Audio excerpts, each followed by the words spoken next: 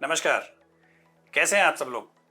आज मैं कुछ सीकेडी के बारे में बात करना चाहता हूं और बहुत कॉमन सवाल होता है कि जैसे ही सीकेडी डायग्नोज होता है पेशेंट अपने आप से प्रोटीन खाना बंद कर देते हैं। और ऐसा क्यों होता है कि they go to net, information collect करते हैं, वहाँ पे प्रोटीन रेस्ट्रिक्टेड डाइट के बारे में काफ़ी चीज़ें होती हैं, तो पेशेंट अपने आप से ही प्रोटीन खाना बंद कर देते हैं। प्रोटीन खाने का बंद का क्या मतलब हुआ? इतने सारे पेशेंट आते हैं, साहब हमने दाल खाना बंद कर दिया, हमने पनीर खाना बंद कर दिया, सोया खाना बंद कर दिया। कुछ नॉन वेजिटेरियन डाइट भी खाते हैं, उनमें से कुछ लोग चीटिंग भी करते हैं कि वो नॉन वेज खाना खा लेंगे और वेज खाने का प्रोटीन बंद कर देंगे।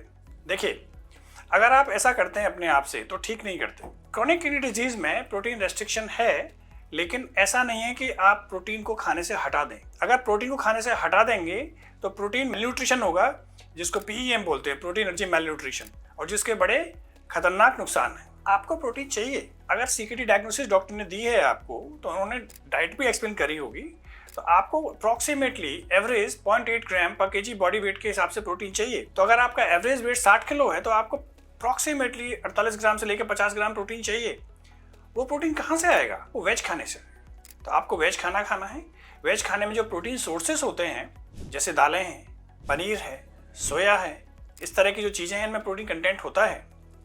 तो ये चीज़ें आपको बंद नहीं करनी है। अगर आप बिल्कुल बंद कर देंगे, जैसे पेशेंट आते हैं कि साहब मेरा वेट तो 80 किलो था, मैंने खाना खाया पिछले 1.5-2 महीने से, मैं ऐसा कर रहा हूँ, मैं उबले हुए टिंडे खा रहा हूँ, उबली हुई लौकी खा रहा हूँ, मेरा वेट 60 किलो रह गया 80 किलो से। 2 महीने में वेट लॉस 20 किलो। ऐसा नहीं करना है। मैं देखता हूँ लोगों की मसल वेस्ट हो जाती है, सिर्फ स्किन हड्डियाँ रह जाती हैं, चलने में मुश्किल आती है, चलने में सांस फूलने लग जाती है। तो प्रोटीन रेस्ट्रिक्टेड है, प्रोटीन एलिमिनेशन नहीं है। आपको अपने आप से अपना फूड डिज़ाइन नहीं करना है। अपने किडनी के डॉक्टर से पूछना है कि किडनी की बीमारी में खाने में क्या क्या परिवर्तन करें। आपको डॉक्टर भी बताएंगे। और कई बार जो नेफ्रोलॉजी नर्सेज होती हैं, किडनी नर्सेज जो डाइटिशियन होती हैं, उनके पास भी जाते हैं, डाइट चार्ट बनवाते हैं। डाइट चार्ट को फॉलो करना थोड़ा मुश्किल होता है, इसलिए कुछ मोटी मोटी चीज़ें डॉक्टर से डिस्कस करें और अपनी डाइट बनाएं।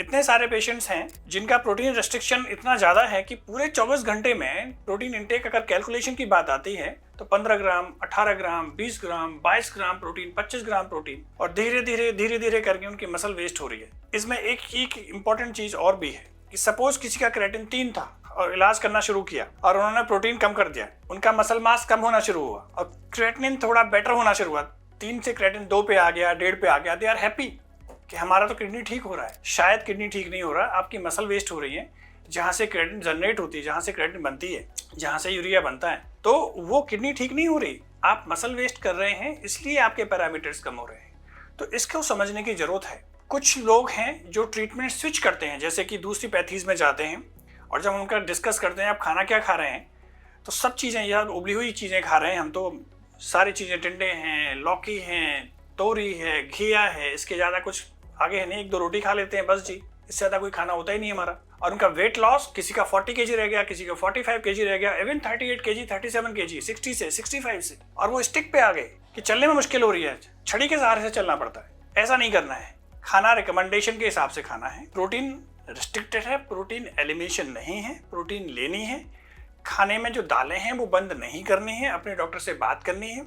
जो कुछ सोर्सेस होते हैं प्रोटीन की, दालें हैं, सोया है, पनीर है, दूध है, दही है, इसका कैसे कॉम्बिनेशन रखना है, डॉक्टर से अपने से बात करनी है, डिस्कस करना है, और प्रॉपर फूड लेना है जिससे प्रोटीन डेफिशिएंसी ना हो और बाकी प्रॉब्लम्स ना हो। एक तो पहले से किडनी की प्रॉब्लम है, और दूसरा एक आर्टिफिशियल फूड की वजह से प्रॉब्लम आ रही है, जिसको कंट्रोल किया जा सकता है बहुत ईजीली। तो ऐसा नहीं करना है, अपने नेफ्रोलॉजिस्ट से बात करनी है। Thank you.